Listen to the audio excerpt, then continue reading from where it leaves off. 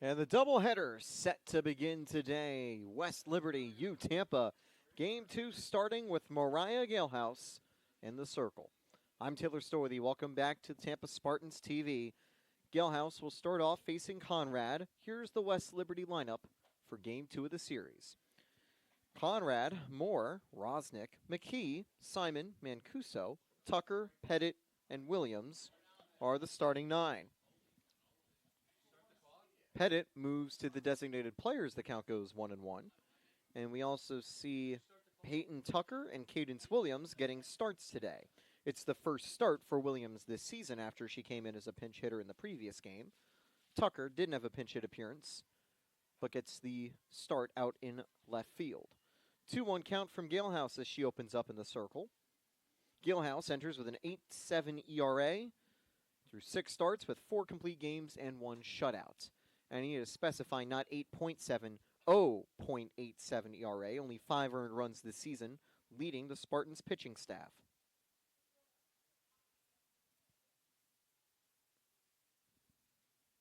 West Liberty has fallen to 4-6 after their loss earlier today. Tampa now is on a 14-game winning streak at an 18-1 record.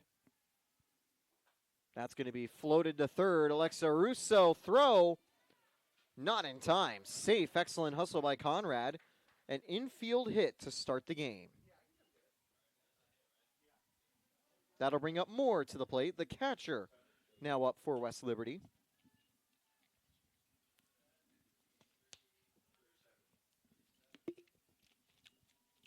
The lone changes there for the Spartans are Hammonds out in right field with Galehouse in the circle.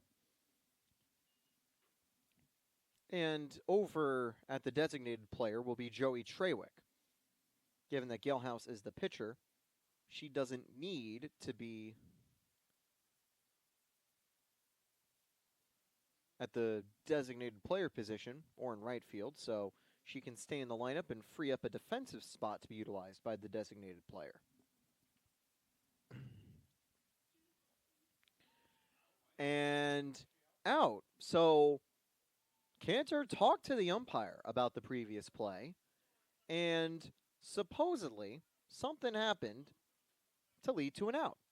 That's good news for the Spartans. And I get it. There was a lineup error from West Liberty, which means that'll be out number 1 for Moore.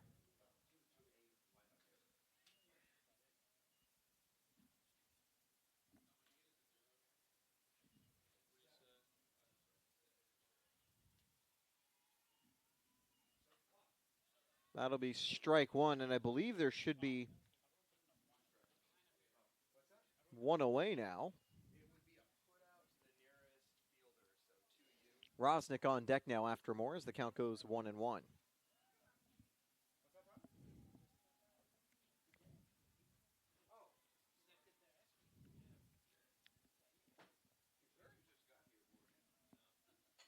Hit up the middle. DiMartino gets it. Throw to first, not in time, a little off target.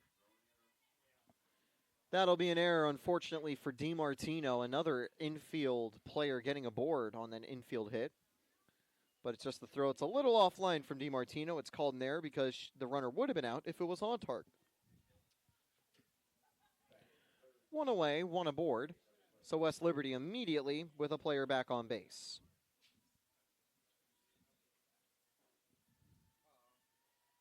Strike 1 on the wicked changeup from Galehouse. That is her bread and butter, her go-to breaking ball.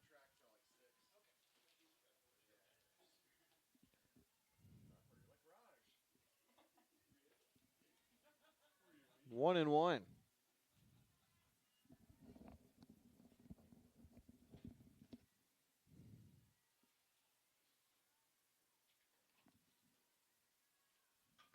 Hit to third, but foul. Russo would have gotten the runner at first out as the count goes 1-2.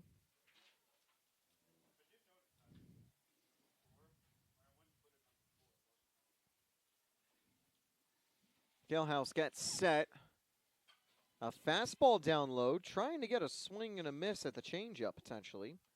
But batter kept up with it and fouled it away.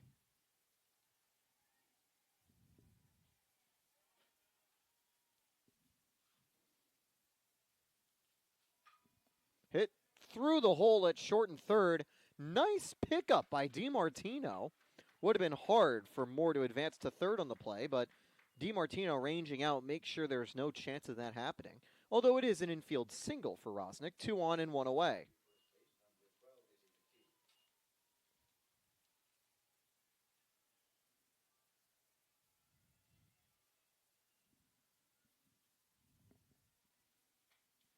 Oh and 1, that's fouled away.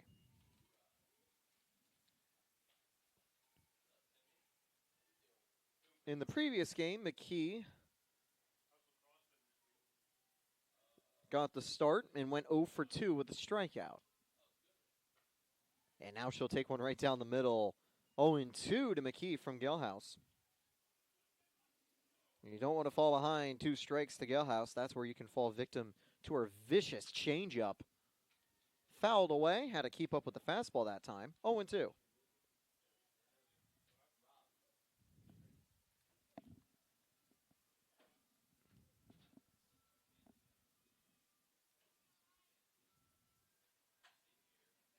Play to third base. There's 1. There's 2.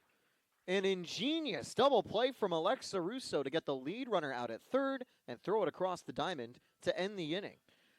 Now, they do get 2 base runners and a base hit, but West Liberty kept off the board in the top of the first. Tampa bringing their lineup to the plate when we come back.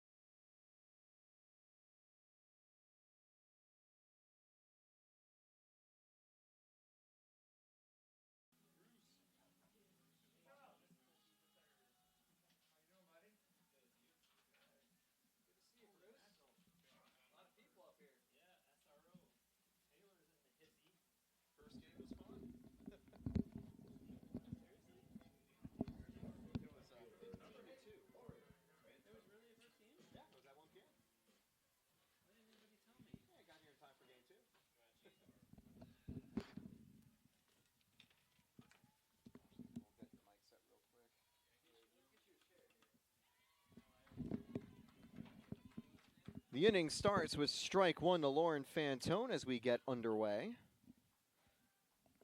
Let's pull this up. We now got Bruce Wozniak hopping on for the call alongside us here at Game 2. I will say Bruce unfortunately missed one of the most exciting games of offense in the season for the Spartans. The first time Tampa's brought home 15 runs since 2023 in a 15-2 victory. The Tampa lineup looking to try to replicate that result against Angus in the circle. Fantone, Keister, Creedler, Galehouse, Russo, Solt, DiMartino, Hammonds, and Trawick as the count goes 1 and 2 to Lauren Fantone as we continue the bottom of the first.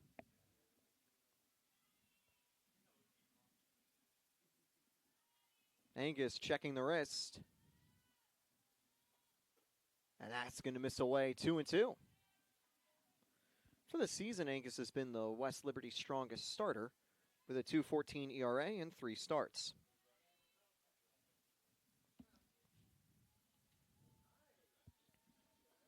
Swing and a miss, a breaking ball inside. Fantone goes down, a strikeout victim. 1 away in the bottom of the first.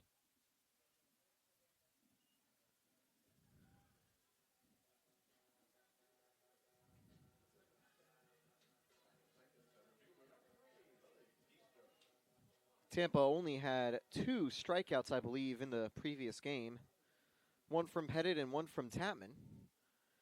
So 1 strikeout already from Angus is a very good sign. Up the middle, Keister won't drop for a base hit. Caught on the run by Mancuso. 2 away in the inning.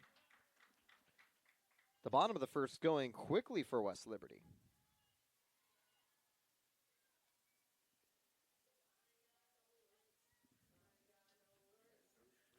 Kenna Kreidler back to the plate for the Spartans. Kreidler continuing her strong start to the season, 262, 450, 310. The 450 on base percentage is what is notable for Kenna Kreidler. Swing and a miss for strike 1.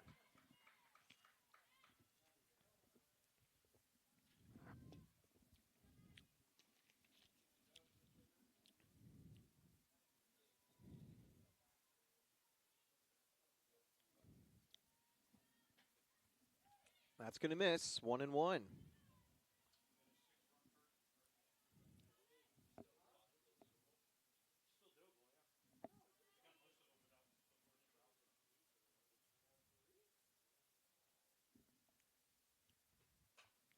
Deep fly ball, but foul down the left field line. That's by and past the bullpen.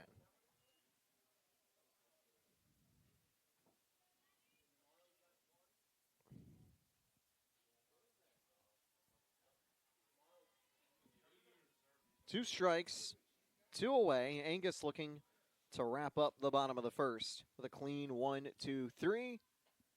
Almost does that. That misses outside. Our umpires are the same as game 1. Kevin Jack and Tyrone Miller. The difference being Miller's in the infield. Jack's behind home plate, as umpires usually like to rotate.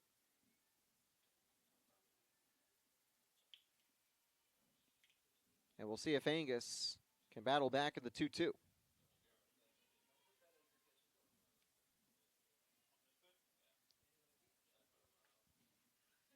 One of the people in the booth has prophesized that there could be a home run from Kreidler on this upcoming pitch. We'll have to wait and see if Angus challenges her. Should be a 3-2 count here. That's up the middle. Not a home run, but it is a base hit, and the Spartans get a base runner. A positive start for Tampa here with 2 outs. Is it too late to try to take the lead? Tampa has scored 3 of the 4 innings played today with them at the plate.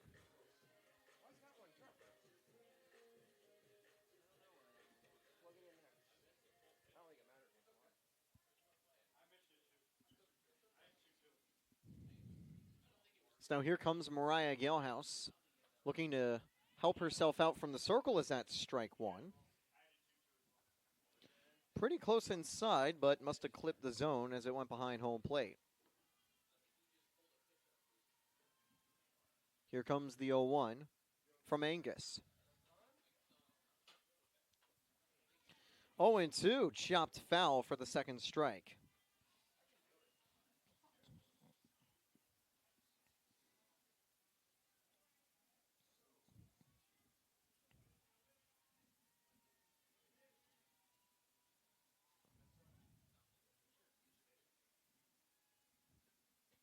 Missing outside, Gilhouse gets a ball in the count as the count is 1-2 now. Gilhouse had a successful day at the plate earlier in the day today. 2 hits, an RBI, a triple, and a double. The double didn't bring home runs, but the triple did have an RBI attached to it. Ball 2 now. Gilhouse leveling up the count.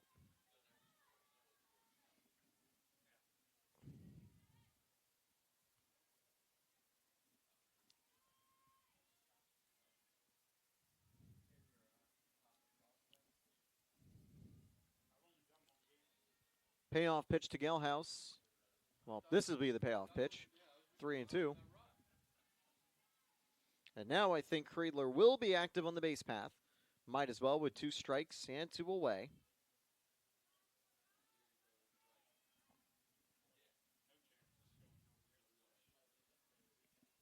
One more time to Galehouse. Ball 4. 2 aboard now and 2 away for Alexa Russo. And Russo trying to stay hot at the plate. Also had a solid game 1 of the series.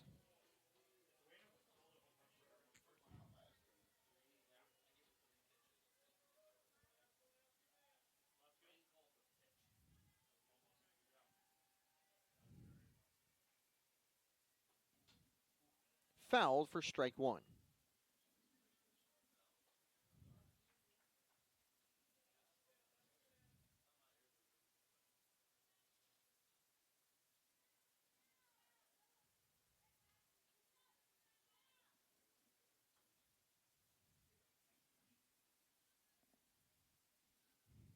Oh, 1 count to Russo. Russo's power has been on display so far this season, a .455 slugging percentage entering the game today. She's had multiple extra base hits today. That's going to be to the wall. Could be another extra base hit. It is caught on the run, though. Tucker has enough time to get under it. And even though Angus concedes 2 base runners with 2 away, she gets out of the jam to keep things level after 1 inning of softball. We'll be back in the top of the second.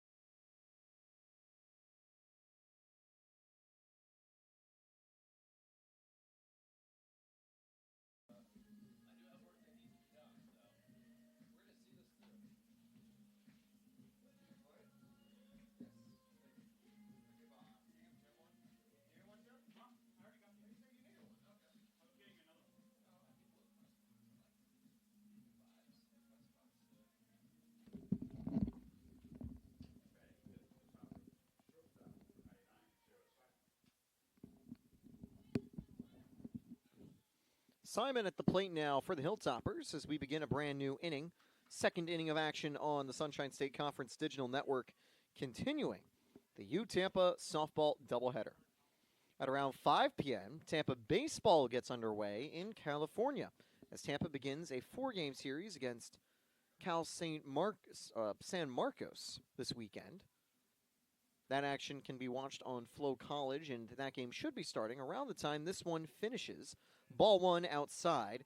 Good frame attempt, but doesn't get the call. That'll put Simon ahead 1-0.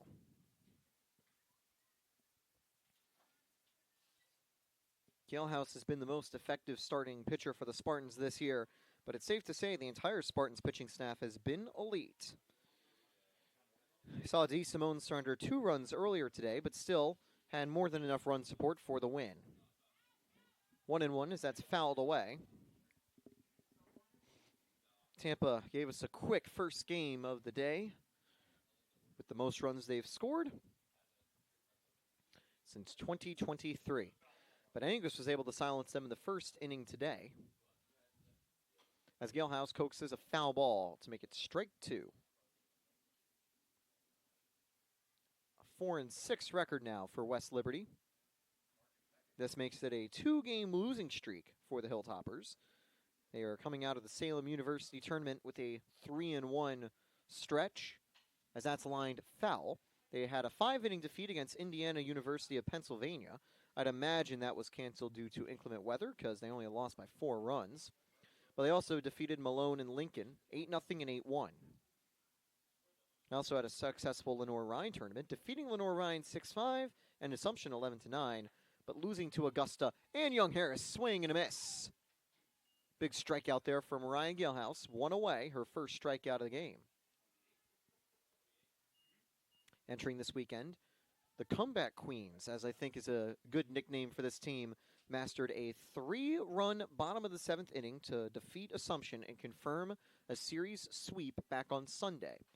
They also were able to defeat number 6 Wilmington twice, a 2-1 win in 8 innings, and a 5-0 win as well. The 2-1 win, I believe, another walk-off. And before then, there were 2 Sunshine State Conference sweeps, as well as some big victories against Valdosta State and West Alabama. And on February 7th, 1 month ago in the Stand as One game, Tampa had that 6-run bottom of the 7th inning to manufacture a comeback. Base hit for the Spartans, and that'll put a runner aboard for Mancuso. So 1 away and 1 aboard.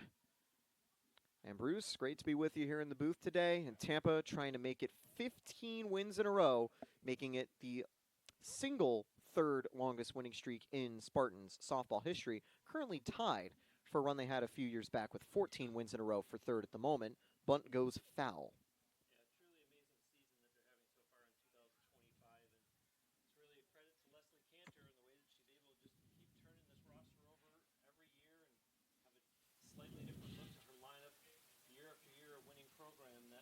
Everybody has on their schedule, everybody has on their radar. They know that home or away, that the Spartans are going to be a tough opponent, and they're proving it yet again in 2025. Tampa continues a home stretch against 3 other teams over 7 games before having their second road series of the year against Embry-Riddle. The Tampa's 3-0 on the road, 14-1 at home. And, when you have the Spartan fans out here at Namole Family Stadium, it can be a tough atmosphere for opponents. Although this time of year, a lot of our opponents also bring a ton of fans down here. Good excuse to come down to Tampa for a little vacation over a weekend. Yeah, last weekend I was commenting on the broadcast about the discrepancy in terms of the number of games that the Spartans have been able to play because of the great weather here versus their northeastern opponent who had played very few games. Granted, some of them were canceled, but it's obviously a scheduling thing that is immediately attributable to Mother Nature. Strike 3 here for Galehouse. Gets Tucker looking to bring up Pettit. Pettit was in the circle in the first game of the series. Went 2/3 of an innings, exited due to a lack of command and 6 runs coming home. Re-entered the game in the bottom of the 4th, got the final out to take us to the top of the 5th, and was able to at least end the day in the circle on a positive note. She'll be hoping for a bit of a resurgence at the plate, as this is her first at-bat of the day, and it'll end on a pop-out to center field. Stayed in the air long enough for Keister to get to it. So with that, Tampa gives up a base hit, but 2 Galehouse strikeouts get the Spartans out of the jam.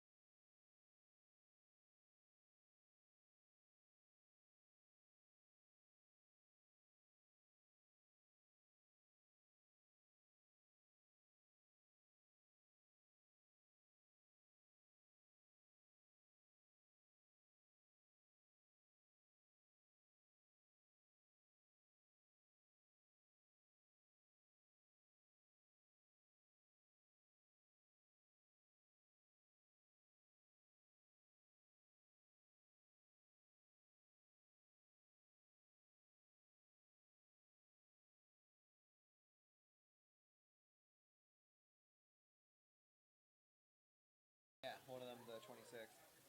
I think I might be. Scoreless so far. Visitors have 2 hits. Home team has 1. And UT getting ready to start off here in the first round. Abby Solt.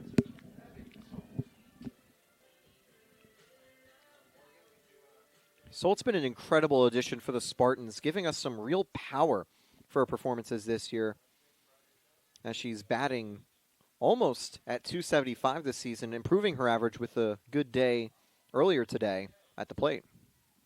That means that we're seeing the 6, 7, and 8 hitters this inning. Solt, of course, the Spartans' first base player. Now the 1-0 on the way to her. Outside for ball 2. Solt's play discipline was really on display earlier today. She drew 3 walks and even scored a run. Yeah, there was a game that we had here last weekend where the opposing pitcher, I should say the opposing pitching staff, combined for 8 base on balls. The Spartans benefited from, to the tune of, as you mentioned, the doubleheader sweep and just keeping this overall winning streak alive. And very road game against a team as dominant as the Spartans, who can come alive at any time, and there's a swinging strike as the count goes even at 2-2.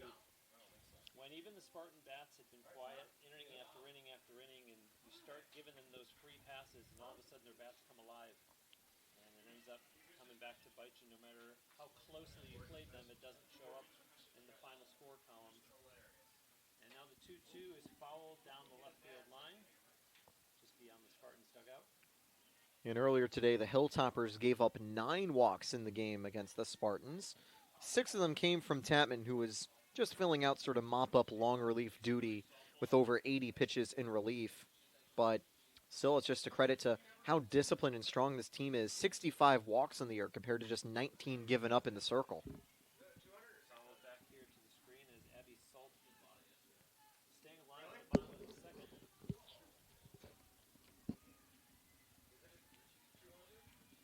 On deck is McKenna DiMartino.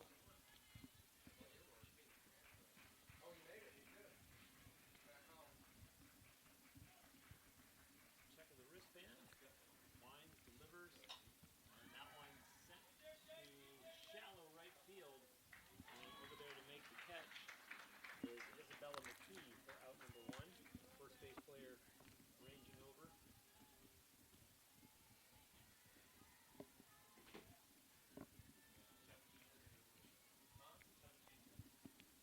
So as I said, that will bring up McKenna DiMartino. Spartan shortstop.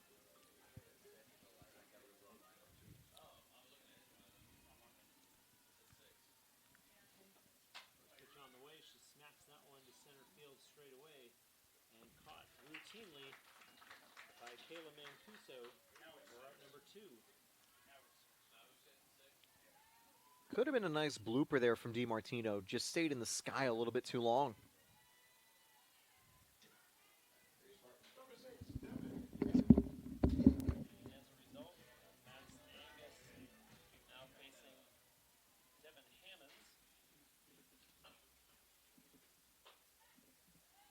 Hammonds, the Spartans' right fielder.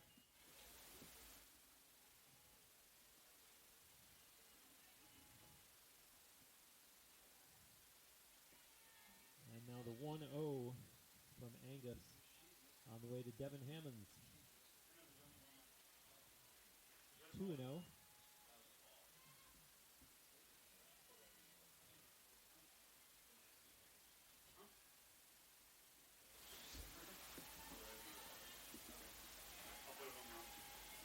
Angus looking in to catcher Jillian Moore, and that one's going to be fouled down the left field line.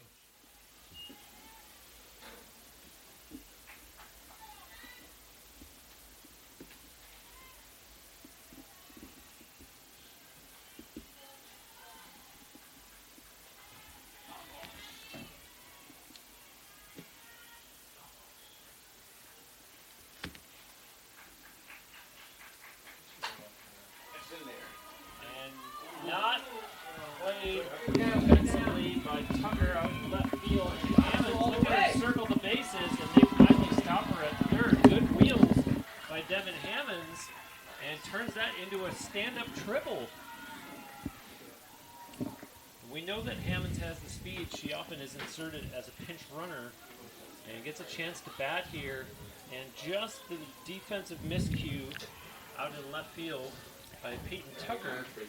And despite having 2 outs, UT all of a sudden has a runner over at third and an opportunity to score the game's first run as we get to the bottom of the order and the designated player, Joey Trawick. Way outside for ball 1. I think you certainly like having Trawick here in this situation, given that Trawick has a .429 average in the season.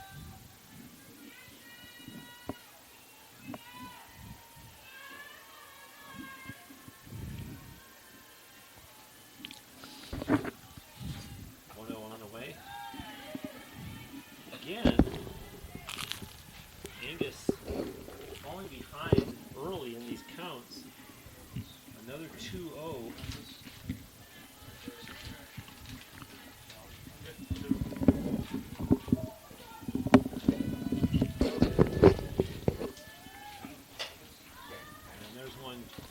popped up, and two of them converge on it, and the catch is made by Sarah Simon for out number 3. Spartans no runs on one hit. There were no West Liberty errors and one Spartan runner left on base. Those are 2 complete, scoreless. And back with more softball after this on TampaSpartans.tv.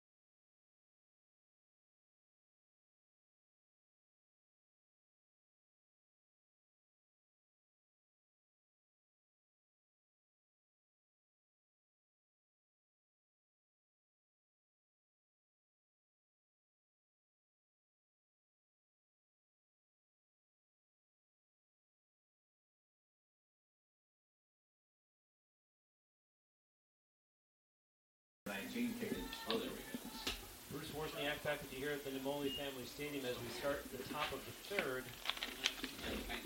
Leading off for West Liberty, right fielder Cadence Williams, who promptly fouls off the first pitch that she sees from Mariah Galehouse.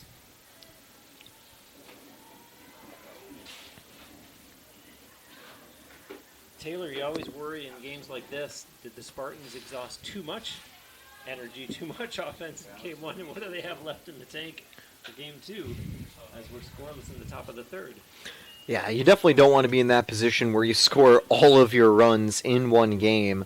But I think that's less for the Spartans being tired at this stage, but more than Madison Angus has just been cool, calm, and collected in the circle. You know, Pittett and Tapman had serious command issues out of the gate for both of their appearances from the bullpen that Angus has avoided. Even though she's fallen behind, she's stayed in the at-bats and has continued to challenge the Spartan batters. 1-2 from Galehouse. And a routine ground ball to short over the first and plenty of time for out number 1. DiMartino to Salty if you're scoring at home. The good news is when the Spartans' bats are cold, usually the arms are not. I mean, the team ERA entering this game of 137 in the circle. That's pretty crazy stuff. There's a foul ball up over the spectator seating area. I tell you, having big 5'10" Abby Salt over at first base, a nice big target. And when you're someone like McKenna DiMartino, now granted, Spartans a good chunk of the way into the season now, so I don't know that they've necessarily jitters anymore. They've played 19 games at this point. But when you're a freshman starting your college career and you see Abby Salt, all 5'10" of her, makes that throw over to first just a little bit easier.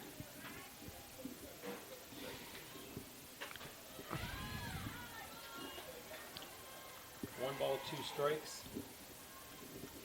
Now, height isn't the most important attribute over at first base, but it definitely helps when you've got a larger target for your throws. And we've seen Salt make some good plays, making some good scoops and some wide catches on some of those tricky ground balls, especially when you have a pretty unpredictable dirt infield like we have here at Nemoli Family Stadium. They can sometimes cause weird hops that cause a delay that requires a risky throw, and someone like Salt in a slightly better spot to pick those up.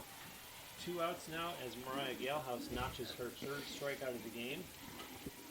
And there's a foul tip as we're now seeing the catcher, Jillian Moore, the number 2 hitter for West Liberty.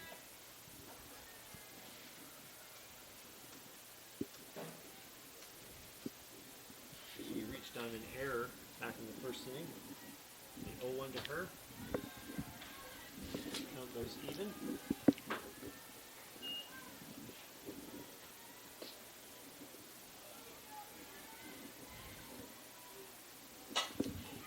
One to left field, and Fantone there to pull it down before it could do any danger. So very quick for West Liberty in the top of the third. No runs, no hits, no Spartan errors. And no runners left on base. Still scoreless through 2.5. Back with more softball after this on TampaSpartans.tv.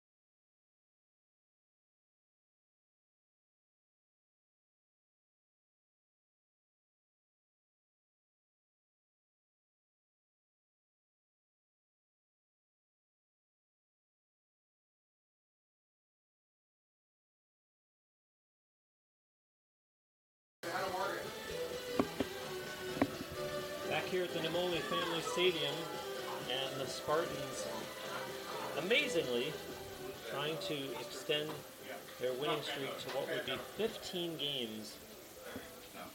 And we were talking before about the schedule and weather and everything. And you look at the Spartans with an overall one-loss record of 18-1. They've only played 3 games away from here, so they will finally get something of a challenge, Taylor, when they are no longer in the friendly confines of Nemoli Family Stadium. But for the time being, taste of home cooking has been exactly what they've wanted. There's a quick round out as Fantone is out number 1 in the bottom of the 3rd. It's definitely a privilege when you only have 15 away games for the entirety of the regular season, as Tampa's already had 15 games at home so far.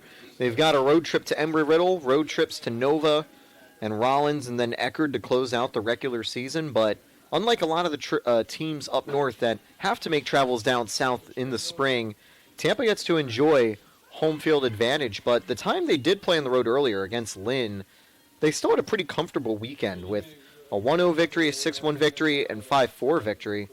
But definitely makes things a little bit easier when you get to play most of the games in your own ballpark, and easier for your pitching staff, too, here at the cavernous Nemoli Family Stadium. Yeah, after today, the next 7 games for the Spartans are all at home. In fact, a doubleheader tomorrow, starting at 1 p.m. against Delphi. No balls, 2 strikes in the bottom of the 3rd. Hitter is Spartan center fielder Lily Keister. And there's a bouncer back to the pitching circle and quickly over to first base for out number 2. Easily handled by Madison Angus, helping her own cause. Toss over to Isabella McKee at first. That brings up Kenna Kreidler, Spartans catcher, the number 3 hitter. She singled in the first inning. And now the first pitch to her in the bottom of the 3rd is strike 1. Entering the season, it was going to be tough to replace Lexi Chevalier. I think Friedler's done a great job so far. And the 0-1, she pulls back, and the count goes even. 1 ball, 1 strike, 2 outs, however. Bases are empty. That one goes way outside. 2 balls, 1 strike.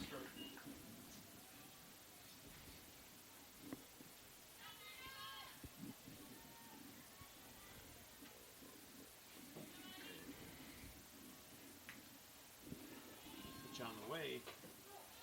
And Kreidler, strike 2, looks down at Leslie Cantor, her head coach, over near third base.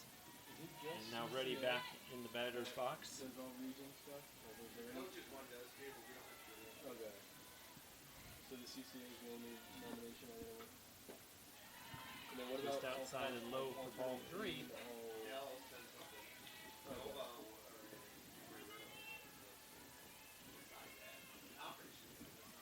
Okay.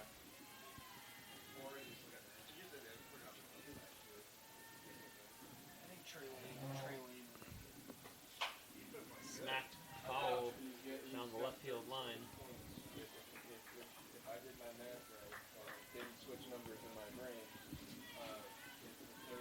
Really like the tunneling that Angus has been doing so far. You saw with the 1 and 2 strike counts. Had a fastball taken away for a strike. Followed it up with a really nice changeup. Good job by Kreidler to not fall for it, because it looks like the fastball, but then falls away. Popped up. Giving chase and no play as that one drops foul and Kreidler stays alive.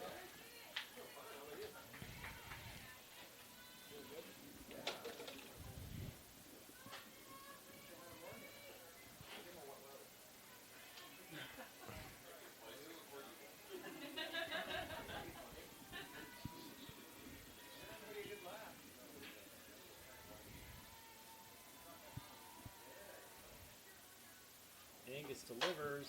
Kreidler gets a hold of that one, sends it back almost to the warning track, and the catch is made out in center field by Mancuso for out number 3. So UT, no runs on no hits. There were no West Liberty errors and no Spartan runners left on base. We're through 3 complete, still scoreless.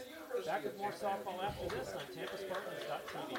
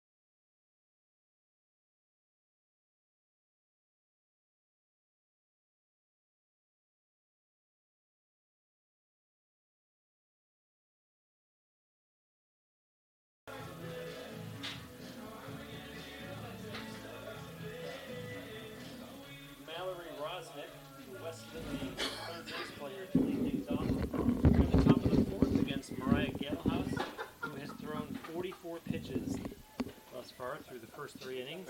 She has 3 strikeouts thus far.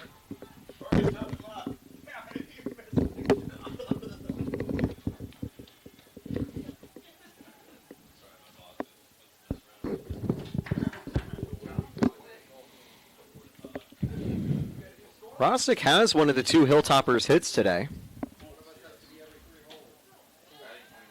Strike 1 to Rosnick.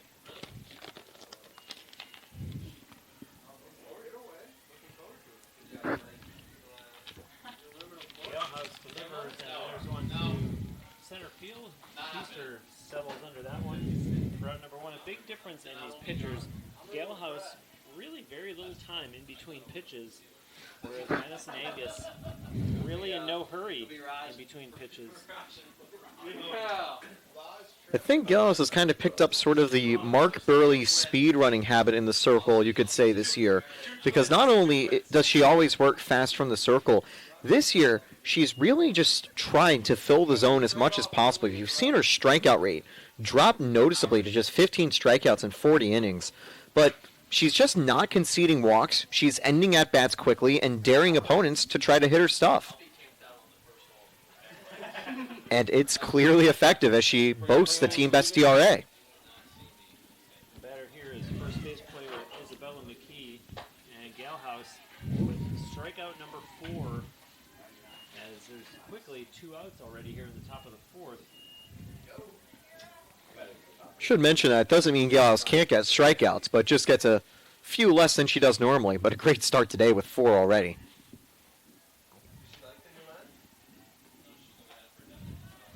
The number 5 hitter, shortstop Sarah Simon.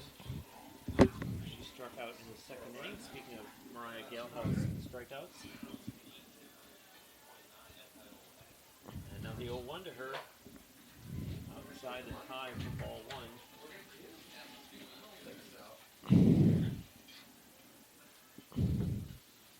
What? Really?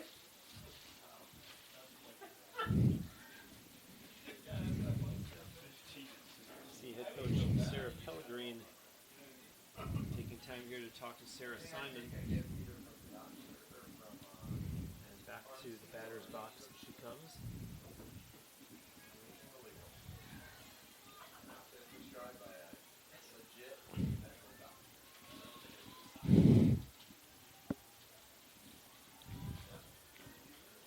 Simon, a word there with home plate umpire Kevin Jack. 1 ball, 1 strike. Fouled back, not playable.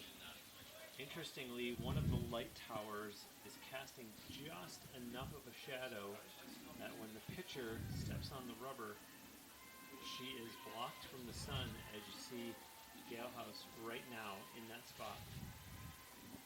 Delivers, and that one's fouled off as well. I know the shadows also work in weird ways over at Tampa's baseball field, but that's such interesting positioning, at least with how the sun is right now, where it is directly over Galehouse, where she's standing. Yep, 1-2, that one's fouled off again. Yeah, and of course that goes for this very moment. 4:07 p.m. Eastern time. It's not going to last long.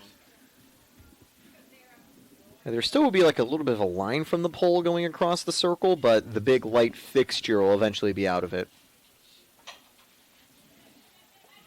Short and over to first in time for out number 3.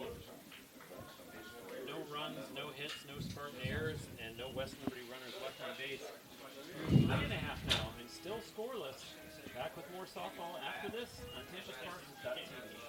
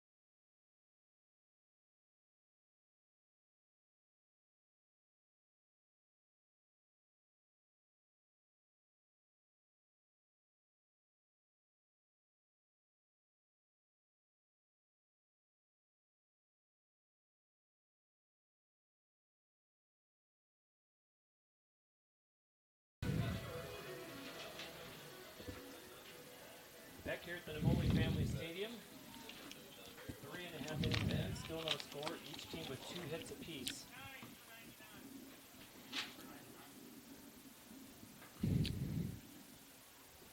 Looks like we've got a defensive change. Faith Randolph now in the game at short for Simon. So defensive switch here for the Hilltoppers. UT is going to send their 4, 5, and 6 hitters to the plate this half inning. That's Mariah Galehouse, Alexa Russo, and Abby Salt. Galehouse leads things off, having walked in the first inning. And she smacks the first pitch for a base hit. And extra bases as she goes into second base standing up. Mariah Galehouse, a well-placed ball. It just stayed fair. Got some good distance up down the left field line. And a great position for Alexa Russo. Coming up to bat with nobody out and a runner in scoring position. UT hoping to be the team to get the game's first run. Madison Angus. Russo sends that one to left, charging in, not going to be able to make the catch as Galehouse is safe at third. Play that looked a little bit closer than may have appeared. They do call Galehouse safe, so runners on the corner now. Galehouse at third, Russo at first, and Abby Salt. We're going to have a pinch runner for the Spartans as Salt coming up with an opportunity here. Drive in the game's first run, but in the meantime, Stacey Watterson is going to run for Alexa Russo over at first. Abby Salt popped out to second in the second.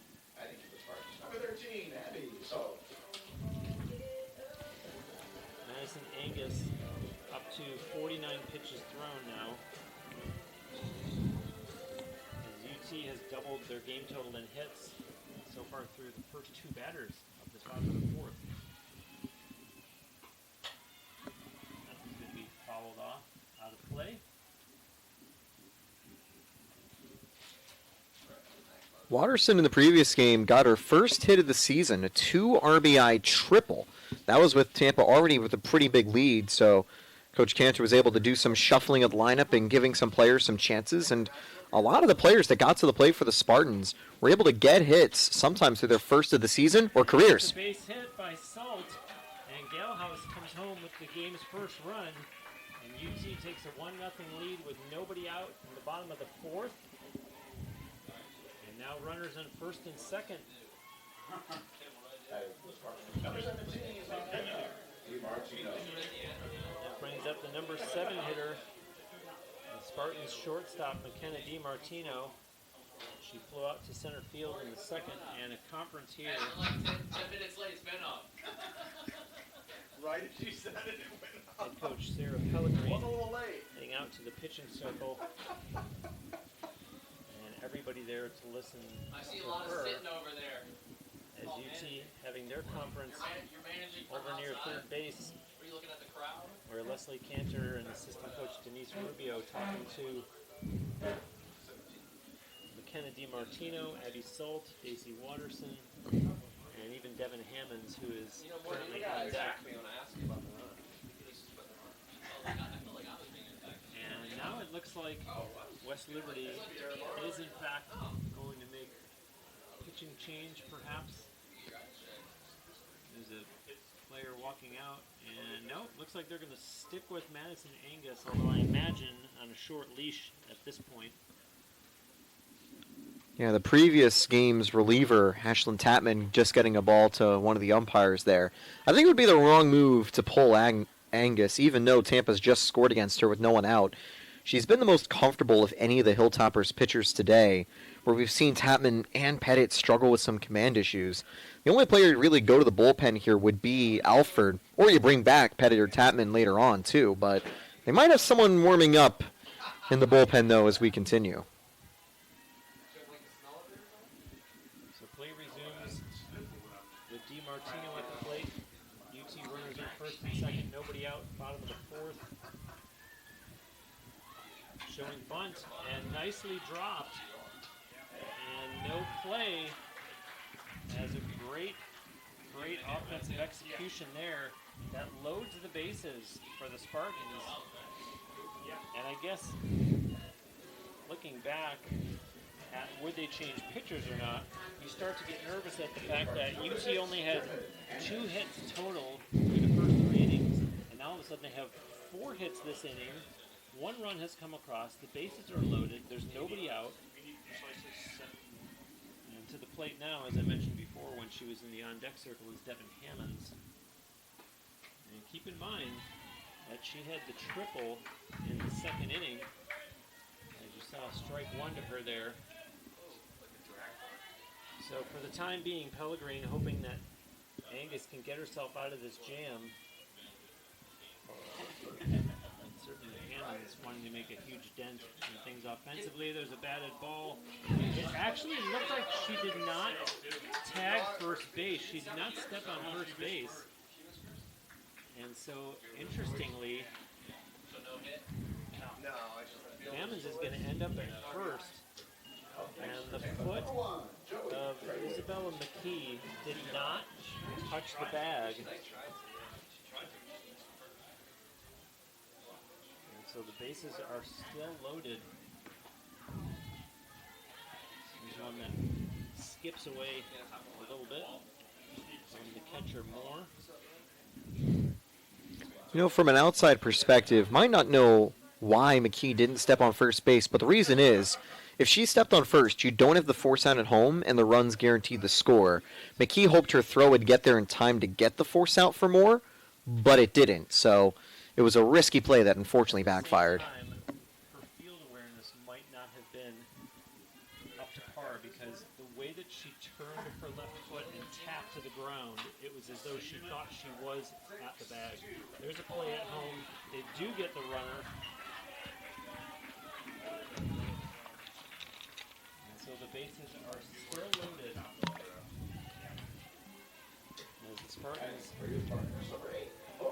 send their leadoff hitter Lauren Fantone to the plate, and now with a 2-0 lead and only one out, and still a long way to go after Madison Angus. And there's one that just rolls fouled on the first base line. So as practical as it was to get the runner crossing home plate, that is only one out, and the bases are still loaded. And to have your table setters, Fantone and the on-deck circle Keister, anxious moments likely for Madison Angus in the pitching circle, and this is where that extra time that she does use in between pitches works to her advantage to collect herself. As there's one that sails behind home plate, a wild pitch, and the runner will be safe at home. So scoring is McKenna DiMartino with a little heads-up piece of base running there, and the score goes to 3-0 Spartans. And you know, Bruce, Fantone and Keister aren't the largest power threats of the Spartans lineup, but they are incredibly good at hitting the ball, avoiding strikeouts, causing a little bit of chaos in the infield, and getting on base. And those are arguably the most scary batters when you have two runners in a dangerous scoring position like this. Yeah, Because both of them very reliable at getting on base. when you've got a Galehouse or a Solt, they can take the ball to the outfield, where maybe it'll be caught for a sac fly and it'll score a run. But here, they can bounce it off the ground and force a quick fielding play to prevent a runner from making it home. And that could be a lot scarier and harder for a defense to deal with than just a little blooper like this. Fantone sends one to center field, and the runner tags up and heads home, and the Spartans do score again as Hammonds slides in to make it 4-0 now. UT really breaking things open after what had been a 0-0 game after 3.5. Keister, as we mentioned, to the plate now. Keister 0 for 2, flew out to center field in the first and grounded out to the pitcher in the third. A runner still on second base, and the person of Joey Trawick. And Keister nicely fielded, and no play made. And a tough one there for third base player Mallory Rosnick. And it's great defensive plays she made on the ball. Really tough when it doesn't result in an out. So UT still alive in the bottom of the fourth. And it brings up the number 3 hitter, Kenna Kreidler. Kreidler is 1 for 2. Singled in the first and flew out to center in the third. And smacks that one to third and over to first for out number 3. But not before the Spartans do lots of damage. 4-5 in that bottom of the fourth. 4 runs on 5 hits. No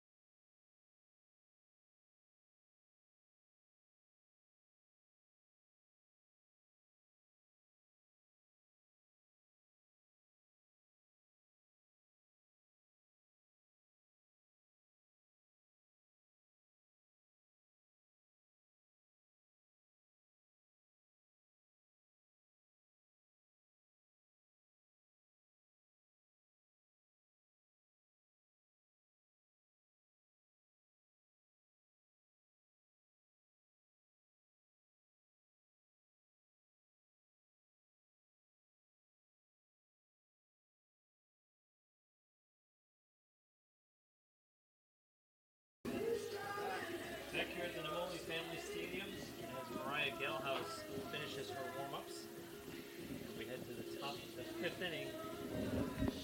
And all of a sudden, West Liberty, their work cut out for them offensively, now trailing 4-0. Now batting for West Liberty, number 28, Caleb Mancuso. We will see their 6, 7, and 8 hitters starting off this half inning. Specifically, Kayla Mancuso, the center fielder. She singled in the second inning. And the first pitch from Galehouse, strike one. And you see already that shadow has moved from the pitching rubber. And Galehouse ready right away with the 0-1.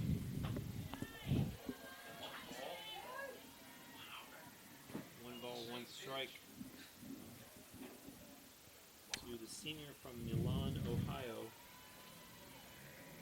And right away with the next pitch, Galehouse, count now 2-1. That 0-1 changeup, though, was absolutely beautiful. Barely missed the zone, but that ephus changeup that she has is just the Galehouse specialty. It's always so nice when she slows it down to pretty much 30 miles an hour to get a huge whiff or just to freeze the opponent. Kusa started off showing bunt, swings and misses, and that will be strikeout number 5 of this game for Mariah Galehouse. Up next, number 5, Peyton Tucker. Brings up the number 7 hitter, Peyton Tucker, the Hilltoppers left fielder.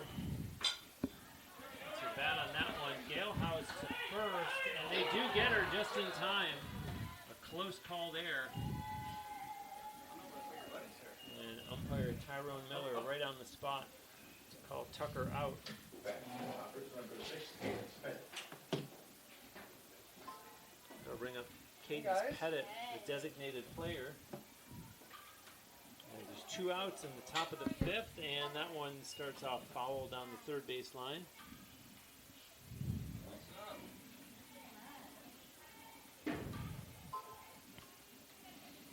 Cadence Pettit popped out to the catcher Kenneth Kreidler in the second inning. No balls, 2 strikes. Galehouse obviously feeling it here in this game.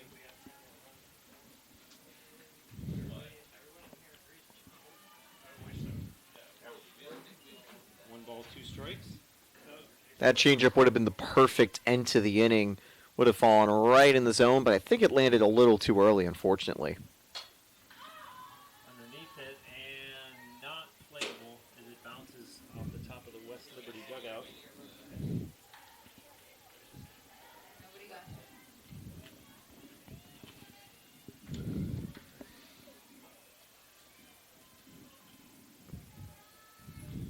One ball, 2 strikes. Big swing and miss as Galehouse fooled Pettit with that one.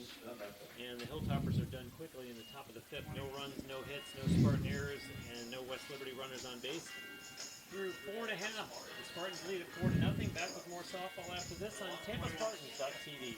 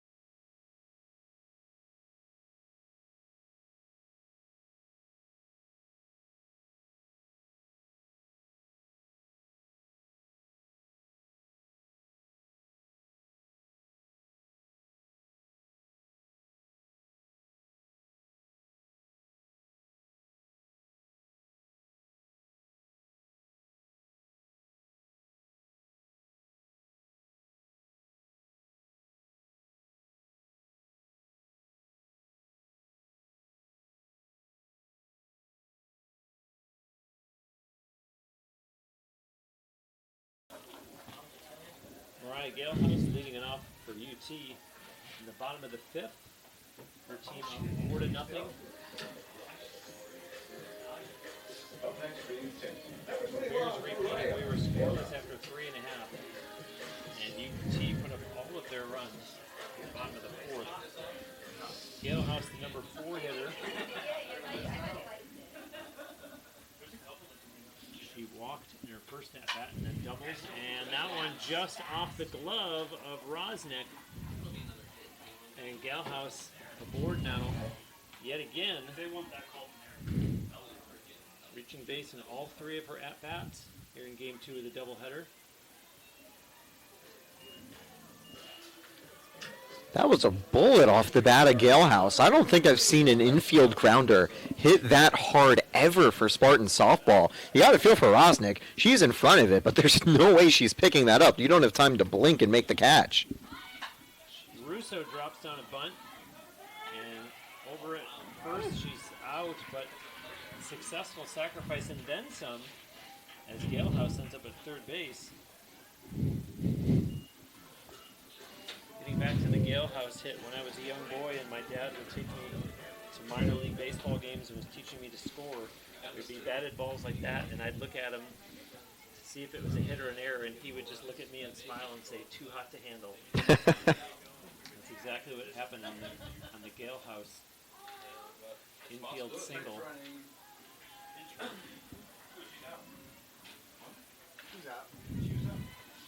That was a sack.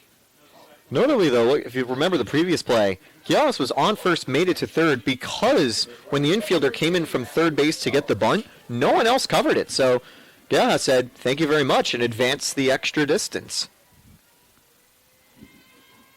Abby Salt, and outside for ball 1 to her. Salt is 1 for 2, and an RBI single in that last inning.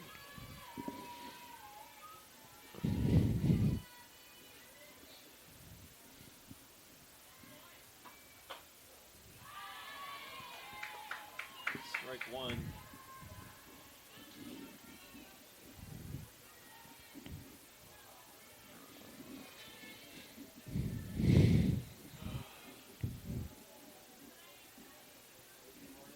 Addison Angus lines, delivers, swing and a miss by Abby Salt.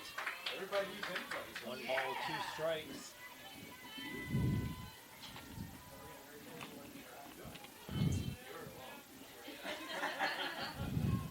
Keep in mind that Mariah Galehouse is over on third base. Next pitch on the way, and Salt just pulls back to avoid getting hit as the count goes even at 2-2. Definitely love to have Salt in this position if you're the Spartans. She can send the ball extremely far, and that would be a sacrifice if she has even a deep flyout. Angus ready, and there's one that's low as the count will go full.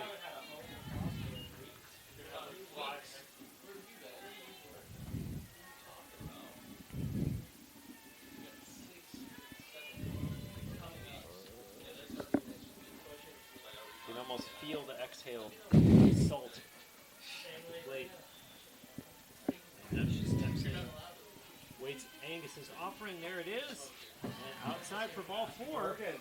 So runners on the corners now for the Spartans, with only 1 out here in the bottom of the 5th, and already leading 4-0. And Leslie Cantor is going to go talk to home umpire Kevin Jack, which means that we're going to have a pinch runner. As Abby Johns is going to run for Salt.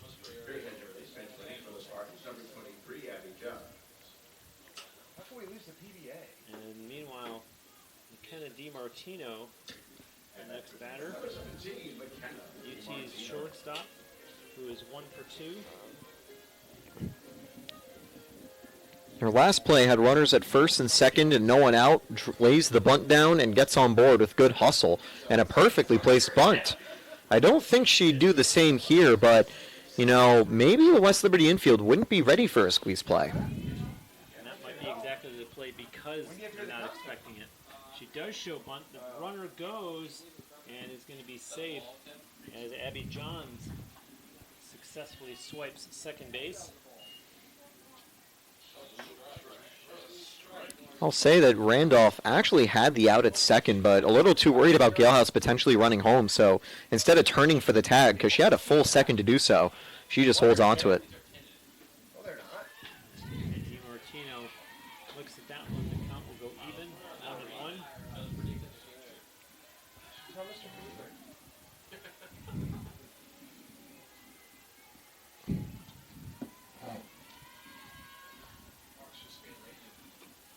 And outside. Oh, wow. From our vantage point, that looked like it should have been ball 2. 15-15 now, Morgan. Key there being from our vantage point. Brown's girl. So 1 ball, 2 strikes to McKenna DiMartino. And that one is definitely outside as the quick throw down to third to keep Galehouse honest.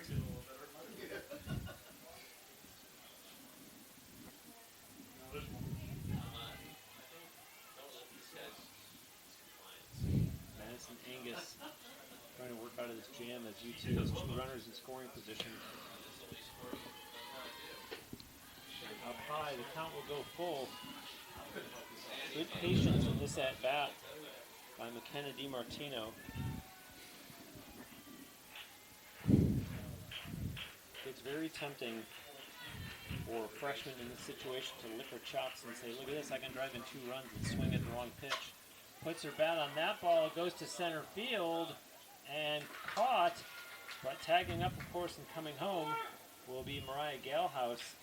A nice catch, worth noting out there in center field there by Kayla Mancuso for out number 2. And so a successful sac fly by DiMartino as UT's lead now at 5-0. I think we lost, Morgan. I think we lost. Brings up the number 8 hitter, Devin Hammonds. Good play by Mancuso to get the relay in quickly. Tampa sometimes likes to try to send 2 runners home on those types of sacrifice plays if it goes deep enough. I think that had the distance to potentially be deep enough, but Mancuso was able to get it to the infield just fast enough for that to not be possible. And Hammonds is going to be safe as Angus bobbled it just enough to allow Hammonds to reach first base safely. Isn't it?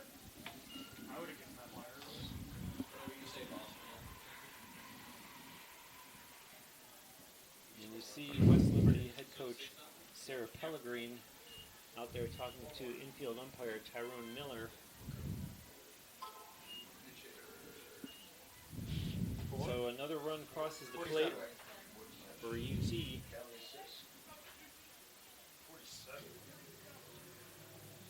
Abby Johns with the 6th run of the game for the Spartans.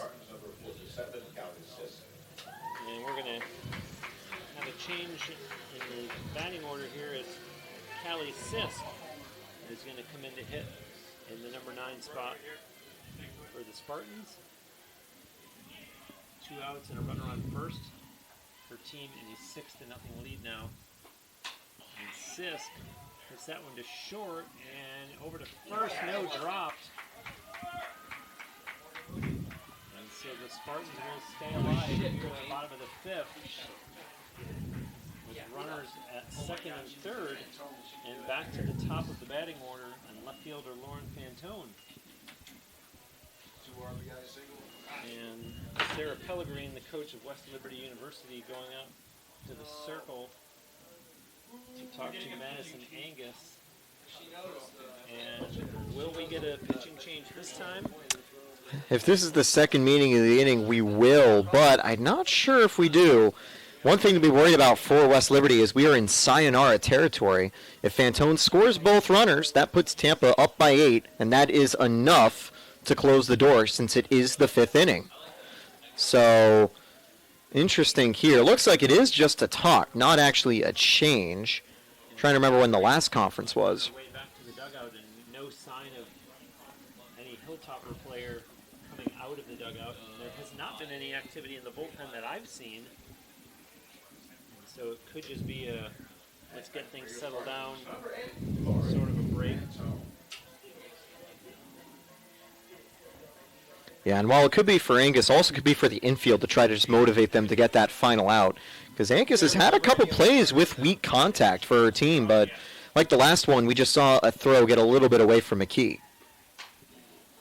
Fantone hits that one foul. Yeah, there have been a few defensive miscues by the Hilltoppers here in this half inning, so it could be a combination of all of the above. As right now, the task at hand is Lauren Fantone. You usually don't have Fantone going 0 for 3, so West Liberty going to really have to settle in for this at bat. The 0-1 is outside the ball one.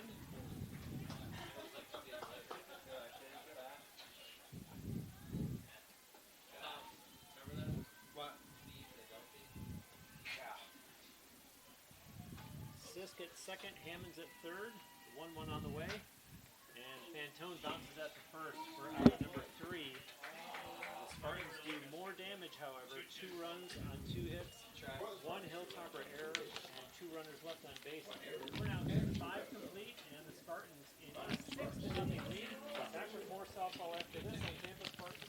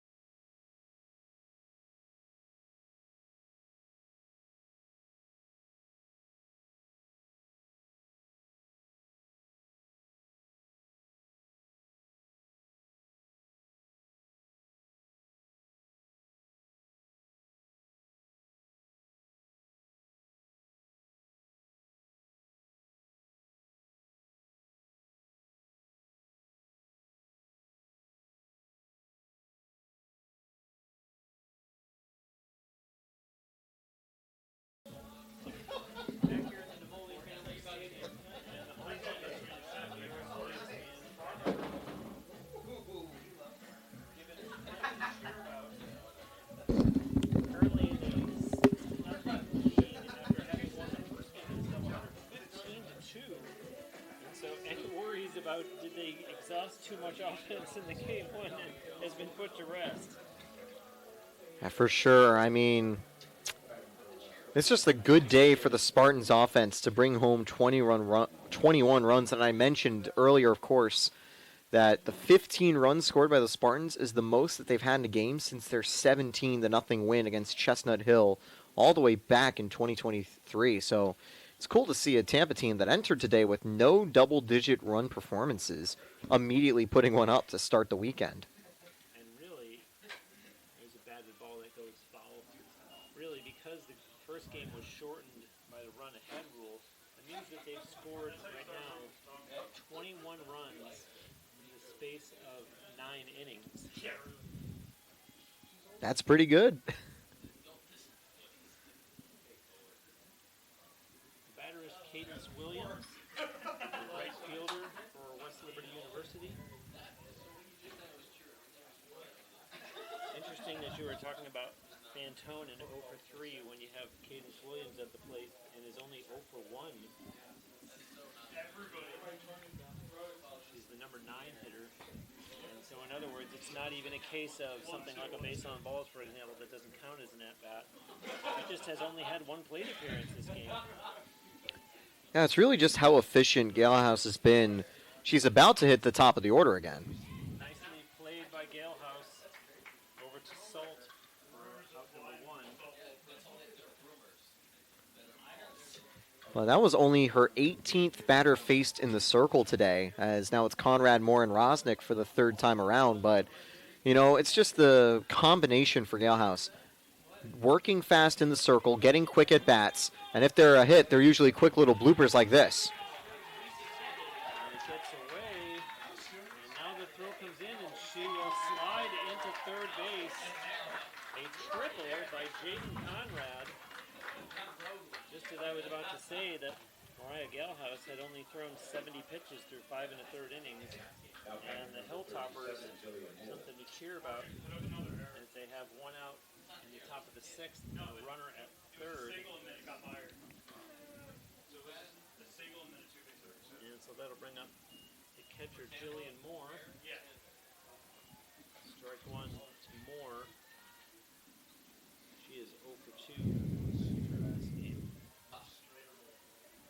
Definitely a good situation, though, for West Liberty. When you're trailing by 6 runs, you're not focused on scoring 7 in an inning. When you've got 5 outs to work with, you just want to get 1, and then potentially 2, and just start to build up slowly, and eventually wear the Spartans down. Getting a triple can start to shift the momentum back to your favor. Popped up and caught by McKenna DiMartino for out number 2.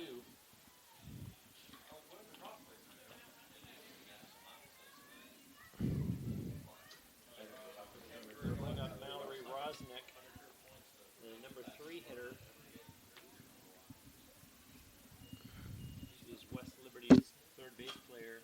And a batted ball, DiMartino over to Salt. And DiMartino over to Salt means 3 outs. And West Liberty done at the top of the 6th. No runs on 1 hit. There's 1 Spartan error. We're through 5 1/2. Spartans continue to lead 6-0. More softball after this. Spartans stop the game.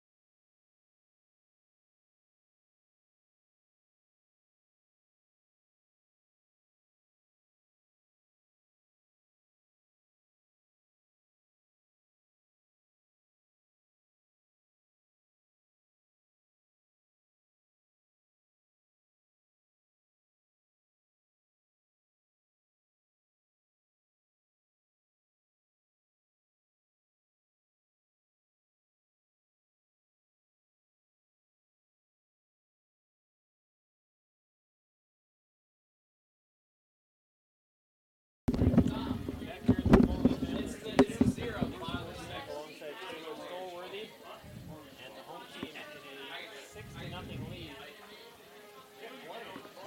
As we're going to see a pitching change here, and Leah Alford taking over in relief for Madison Angus as Alford completes her warm-up pitches.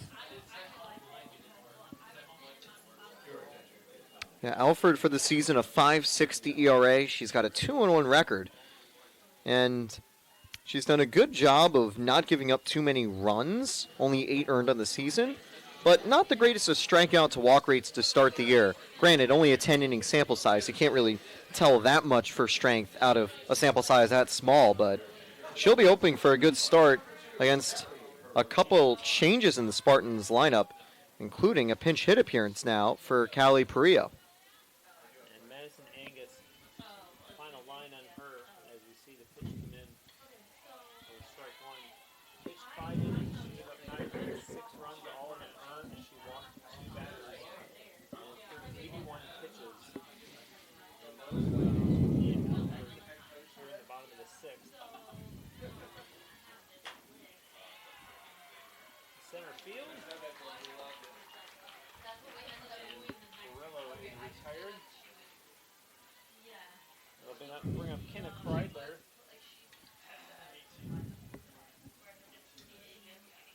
You got a feel for Perillo there. That was a very well hit ball, but ironically needed less power for that to drop in for a base hit.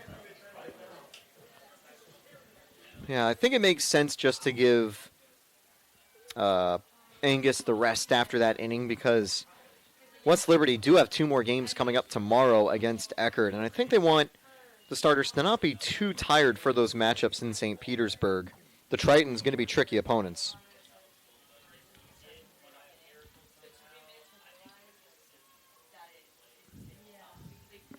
1-0 on the way. Kreidler sends up to right center field. To the warning track it goes. And Kenna Kreidler with a double here in the bottom of the 6th inning.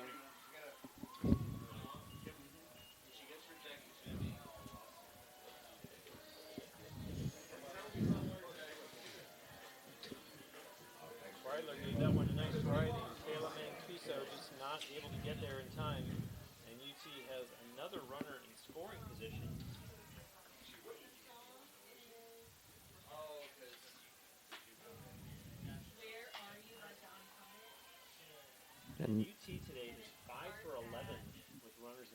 position. As Mariah Galehouse at the plate. She has walked, doubled, and singled. 1 ball, 1 strike to her here in the bottom of the 6th. A home run for Galehouse would give her the cycle in total for the day because she had a triple in game 1 of the series. But now has had a single and 2 doubles alongside that. A 4-hit day. You could kind of call it a vintage day for Galehouse. Dominant in the circle and amazing at the plate. 2 balls, 1 strike.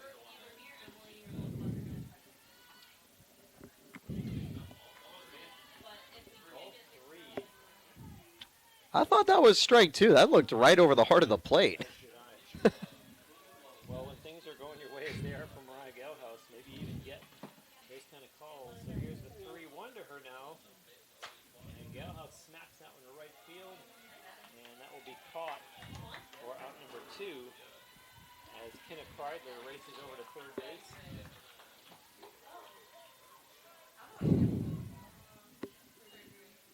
Which will bring up Alexa Russo.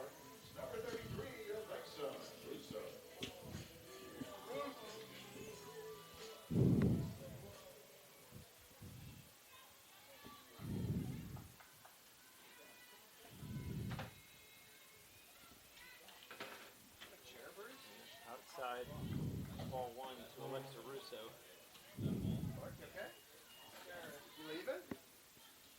It's 2 away, so you can't really bring home the run via sacrifice play, but Russo definitely is a player that always threatens a deep fly ball. Russo gets underneath that one, called for, and caught by Rosnick for out number 3. So the Spartans are done in the bottom of the 6th inning. You're going? No runs on 1 hit. There were no Hilltopper errors and 1 runner left on base. Through 6 complete. Spartans in control of this one, 6-0. Back with more softball after this on TampaSpartans.com.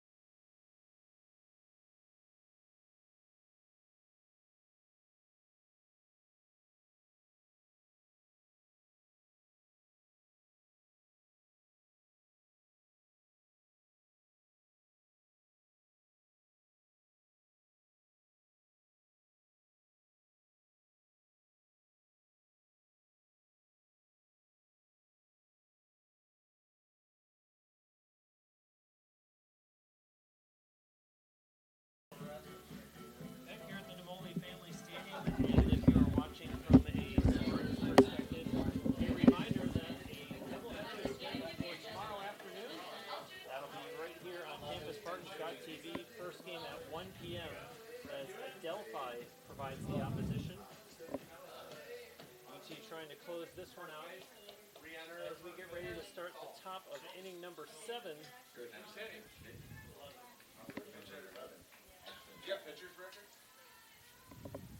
we're going to see Ashlyn Tapman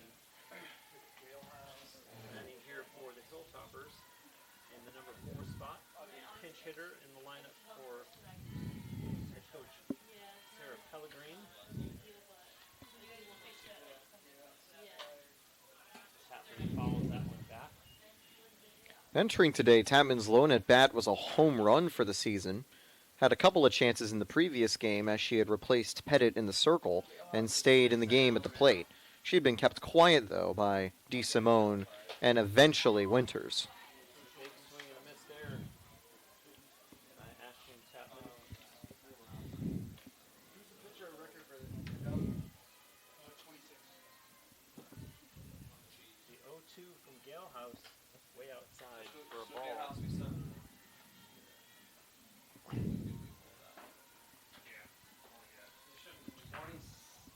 26? And now the 1-2. Tapman sends that one to center field, and a nice catch there by Lily Keister. you were the first out of the top of the seventh. I look tomorrow's opponent. That'll bring up Faith Randolph, who started the game on the bench but eventually came in at shortstop. And you know, Bruce, not 100% sure why we saw that change from West Liberty in the infield, replacing Simon. But they did make that change. Hopefully it's not injury related and that Simon's all right. She's 0-1 now. Yeah, it should be alright. Now the 0-1 to Faith Randolph. Goes even. 1 ball, 1 strike. You start to think in a situation like that, Taylor, if maybe it's not just playing time for the freshmen and seeing the abundance of games that the Hilltoppers have scheduled, and not a huge change that'll make a big impact on the lineup, and so it could just be Coach Pellegrini wanting to give her freshmen an opportunity to get some playing time and show her more of what she has defensively, if not at the plate. Yeah, it's definitely not a bad idea. And we also saw Coach Pellegrini doing that in the previous game. She was bringing on, I think, a couple freshmen and other reserves late in the game, just like Cantor had been for the Spartans in the late 4th and then 5th innings. Both teams just kind of experimenting, and even though it's kind of middle of the season, it's still not a conference, so both teams get a chance to kind of shuffle some things. There's less pressure for the conference rankings and regional rankings in a game like this. Now the 1-2, and Tina Kreider not able to influence home plate umpire Kevin Jack into calling that one strike 3. So the count even at 2-2. Galehouse Wines delivers, and a shot that DiMartino fields nicely, and over to Salt for out number 2. So Mariah Galehouse and the University of Tampa Spartans 1 out away from closing out what would be a doubleheader sweep.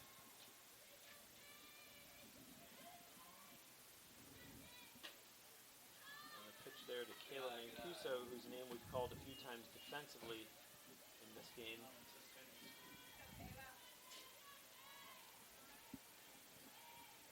Number 6 hitter. She's 1 for 2 in this game. Singled in the 2nd, struck out in the 5th. Huge strike that time from Galehouse. Completely had Mancuso going early. She was trying to do a running slap hit on the play, but got fooled by the changeup. That one at the knees. 2 balls, 1 strike to Kayla Mancuso. Showing bunt. And now swings, chops it back to Galehouse. Salt for out number 3, and that is the victory for the Spartans, as there's no runs and no hits, no started errors, and no Hilltopper runners left on base. UT wins it 6-0. They finish with 6 runs and 10 hits, 2 errors, and for the visitors, no runs on 3 hits and 1 error. And so impressively, the Spartans run their winning streak to 15 consecutive games and improved to 19-1 overall in 2025. Yeah, it is the 3rd longest winning streak in Spartan softball history. The top 2 winning streaks are 19 and 18.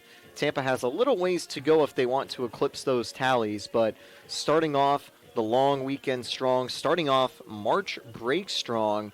And by the time this home series sort of comes to an end for Tampa, as you mentioned, 7 more home games before Tampa goes on the road, Tampa could have a new all-time strongest winning streak, which would be cool to see. Obviously, tough opponents on the way, but you definitely like to start with 2 back-to-back wins. And for the Hilltoppers, they have now lost 3 in a row, and they will be in action again tomorrow with a doubleheader across the bridge in St. Petersburg as they take on Eckerd College. And of course, as I mentioned, the Spartans have a doubleheader here at home tomorrow, and you can catch all that action right here on TampaSpartans.tv starting at 1 o'clock as Adelphi provides the opposition. And another complete game for Mariah Galehouse, bordering on a pitching clinic, dare I say. I think that's the perfect definition for it. Had 6 strikeouts, only 3 hits given up, no free passes. So basically now for Galehouse, 47 innings on the year, only 3 walks conceded, an extremely strong walk rate, and also one of her better days in terms of strikeouts this season. But second complete game shutout, her 5th complete game of the year. Just the casual performances we've grown to expect out of a player like Galehouse. I mean, we are really lucky to have someone like Galehouse back again to close out her Spartan career with us. Mariah improves her 2025 one-loss record to 7-0, and Madison Angus takes the loss for West Liberty. She falls to 0-2. For Taylor Stolworthy, I'm Bruce Wozniak, thanking you for watching. Have a great Friday. Glad you could be with us here on Tampa Spartans.